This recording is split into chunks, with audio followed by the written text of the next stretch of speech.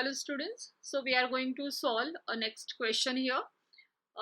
Deflection of pin jointed truss, problem 2. Okay.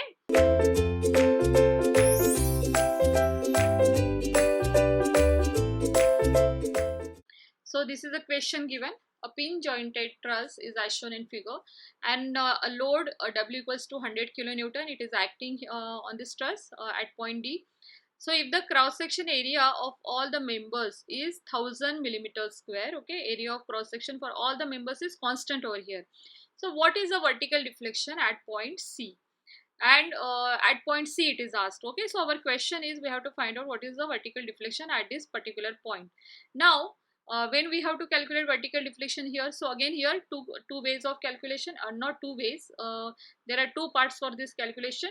First we'll calculate the reactions, and then we'll calculate all the forces, okay, in all members with external load. So okay, this is the part 1.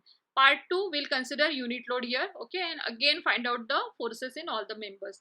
Once we get all the forces, then we'll add everything is in table, and then with that we'll substitute it in formula and calculate the deflection. Okay, so this way we are going to solve this question. So let us come to the calculation of reactions. Okay, so here now these are the, so see here, this is a truss. Okay, in this truss first we will calculate what are the reactions for this particular truss. Okay, so to calculate reactions, summation of forces in y direction, so Ra plus Rb is equal to 100 kilonewton. Okay, so this is the equation we have written. So that is 100 kilonewton. Now let us calculate a support reaction by considering moment about any one support. So let us consider moment about support A, considering clockwise moments as positive. So we will write Rb into perpendicular distance is 8. Okay, so Rb into 8 minus 100 into 2, because this is 4 meter. So for this line of action will be here. Okay, so 100 into 2. So with this we get Rb is equal to 25 kilonewton, and then Ra will be 75 kilonewton. So 100 kilonewton is taken care as 75 and 25 by other support. Now let us move to joint by joint. So consider joint A. Okay, so at joint A you can see that there is for this particular joint A, there is some member here P of AC.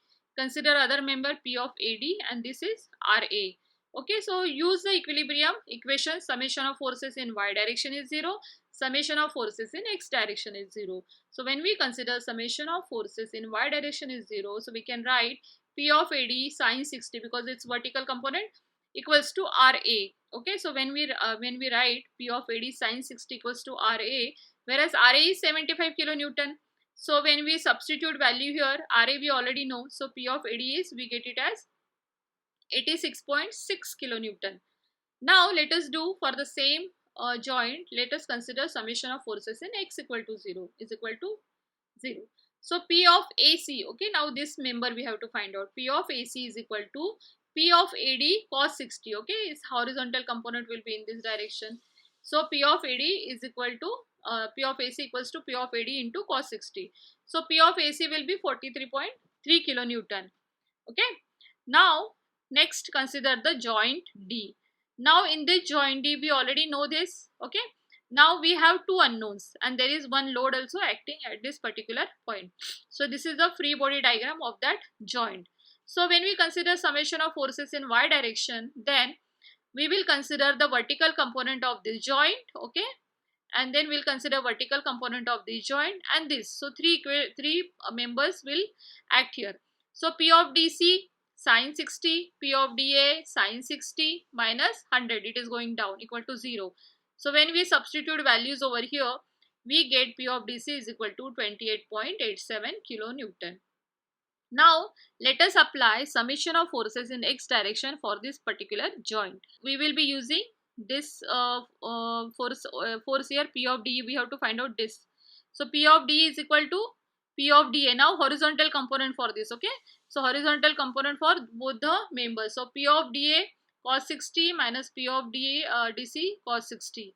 So when we do this calculation, we get it as P of D equals to 28.87 kilonewton. Okay, Now consider joint E. So at joint E, we know now what is ED, and we also we don't know these two members. Okay.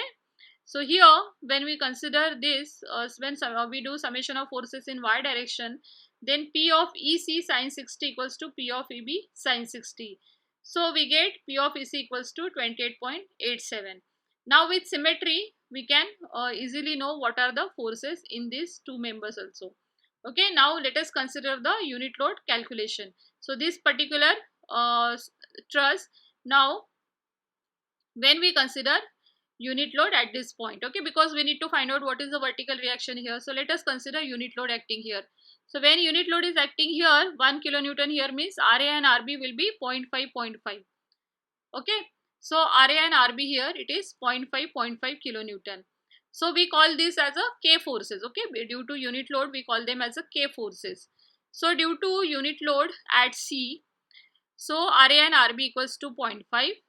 Then consider joint A. Again in similar way, calculate. Now at joint A, we have to find out what is the force. So K of AD. Okay, we call that force as a K force because of unit load.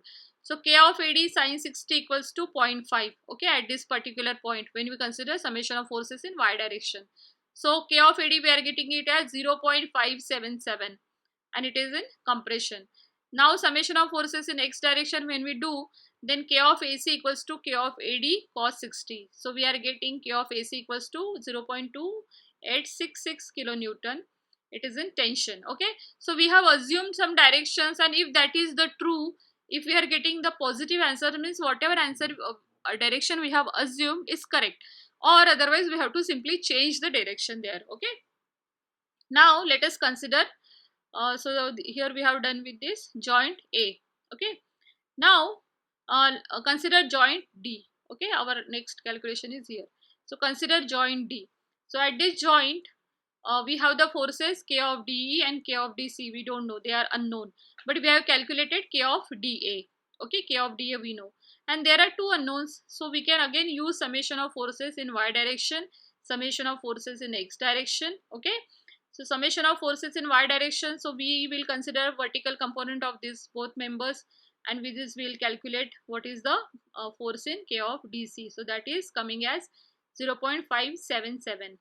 Then when we consider summation of forces in x direction, so x component of this member and this, so we will calculate what is the K of DE. So we got this. So using symmetry, similarly we are getting K of BC, K of EB and K of EC. Okay, so once we get this, because of symmetry we'll get the similar answers over here. So now tabulate it everything. So our vertical deflection formula is this: C is equal to summation of PKL by AE. Okay, so L by AE is already given to us and it is constant over here. Okay, so only P into K we have to find out. Now P is because of actual forces and K is because of unit load. So simply write down all member names AD, DE, EB. We are writing down all these member names. Okay, so let me just keep it like this. So we have written AD, then DE, then EB, then BC, then AC, then DC, and then EC. Okay, so all members we have written, and all forces whatever we have calculated we have written here. We have written K forces and then we substitute here. Okay, PKL by AE.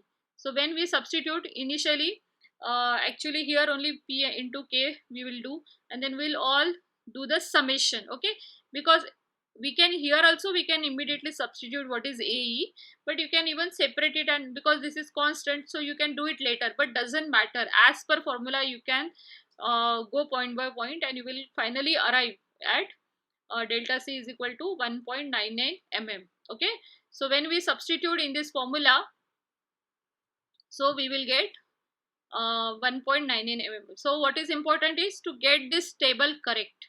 So once this table is correct, your answer will be always correct, and the you can easily uh, get the correct answer for this such problems. Okay, so hope this problem is clear to you, and thanks for listening to me.